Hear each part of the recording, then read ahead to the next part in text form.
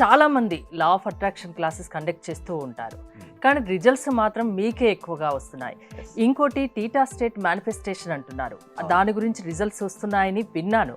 అదేంటి అసలు ఆ మేనిఫెస్టేషన్ మీరు ఎలా చేస్తారు? మీకే రిజల్ట్స్ రావడానికి కారణాలు చెప్తారా? అందరికీ రిజల్ట్స్ కావాలని అనుకుంటారు, బట్ రిజల్ట్స్ రావాలంటే ఏమి చేయాలో అది చేస్తే మాత్రమే రిజల్ట్స్ వస్తాయి.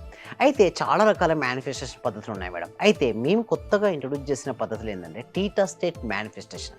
అంటే ఆల్మోస్ట్ 19 ఇయర్స్ నా రీసెర్చ్ తర్వాత, ఎన్నెన్నో స్పిరిచువల్ ఆర్గనైజేషన్లో ఎన్నెన్నో మెడిటేషన్ నేర్చుకున్న తర్వాత అసలు మనిషి కోరుకున్న కోరికలు ఎందుకు నిజమవుతాయి, నిజమవ్వాలంటే ఎలా కోరుకోవాలి అనే విధానంతో తీసుకొచ్చింది టీటా స్టేట్ మేనిఫెస్టేషన్.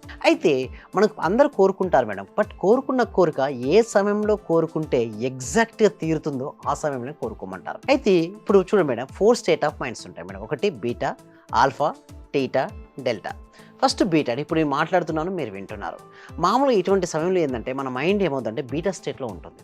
ఈ సమయంలో మనం అనుకున్న కోరికలు అంతగా నెరవేరాం. అది ఆల్ఫా స్థితి, అంటే ఉదయం నిద్రలేచిన వెంటనే లేదా రాత్రి పడుకునే ముందు సహజంగా ఉండే స్థితి ఆల్ఫా. అప్పుడు కోరుకున్న కోరికలు తీరుతాయి. అండ్ స్టార్టింగ్ స్టేట్ ఆఫ్ మెడిటేషన్లో కూడా తీరుతాయి. బట్ ఎప్పుడైతే ఒక వ్యక్తి డీప్ మెడిటేషన్కి వెళ్తాడో అప్పుడు ఏమవుతుందంటే మన కాన్షియస్ మైండ్ అనేది చాలా రిలాక్స్ అవుతుంది.